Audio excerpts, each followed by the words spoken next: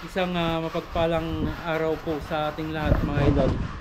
So bayong project naman po tayo ano. So i-update natin tong project mga idol sapagkat halos patapos na po yung sa palitada and then puro retouch na lang po. Yan, pasok tayo sa loob. So nagpalinis na rin po tayo dito ano mga idol. Yan no. So pina-script na natin lahat mga idol yung dumi na pumatak sa palitada ano po, hindi na po naiiwasan na meron lalo na nagpalitada muna kami dito sa baba bago po kami nagbuhos ng slab. Yan, so habang nag-i-slab yung iba, nagpapalitada na po kasi yung iba nung nakaraan ano po. So ito na po mga idol, halos tapos naman na lahat yung sa palitada dito sa loob ano. Maliban lang dito sa mga part ng steel window na hindi pa. Ayan, tatlong steel window. Then pinalinis na po natin lahat itong yung mga tumalsik sa ating palitada, pin-script natin mga idol. And then ito vibrator para mas malinis pa.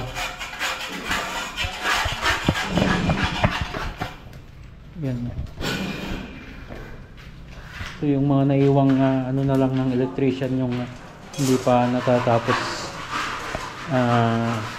takpan ano po. And then ito na yung sa hagdanan mga idol, pakyat po yan ng second floor. Then ito na lang mga idol yung hindi pa natin talaga totally na nagagalaw ano, sa may CR. So pagdating ng kasama nating electrician mga idol, sabagat siya rin naman lang yung tubero natin, papaayusin na natin yung water line sa kanyang tubo nito para pwede nang palitadahan. Ito, ilalim ng hagdanan, yun na lang po yung hindi natatapos. Ayan. Saka itong din pala nito. Yan, so nagpalinis na rin po tayo mga idol dito sa labas. Pinatabi na natin lahat yung kailangang itabi. Yan, nagpapalinis na tayo para pag natapos dito mga idol ay malinis na tingnan. Then ito, itong bato na ito, papatabon na lang po natin siguro dito para umayos yung landscape ng lupa dito sa part 2 dito.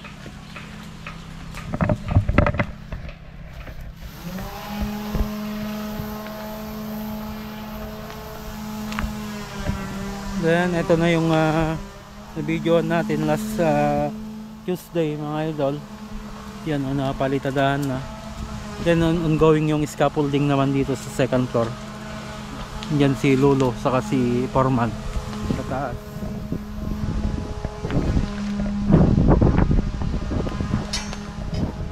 Dito sa likod naman yan no.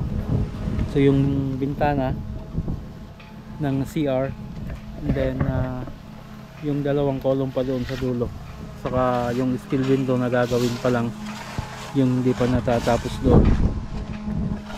Pinalinisan natin dito, tapos pinatabi natin lahat yung ano, yung kalat.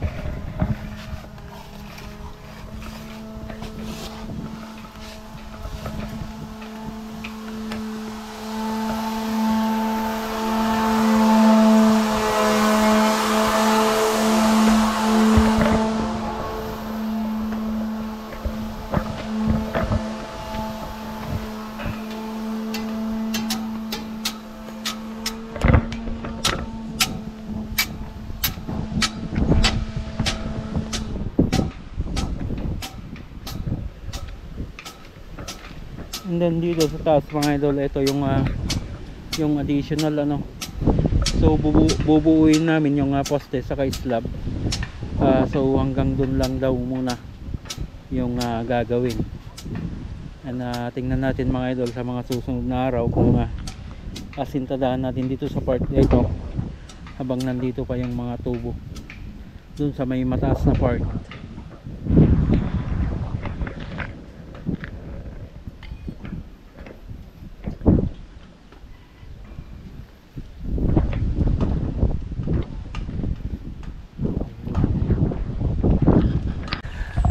Yun mga para, so yan yung update dito sa Bayumbong project. Ano po, so halos sa sa kontrata mga idol, halos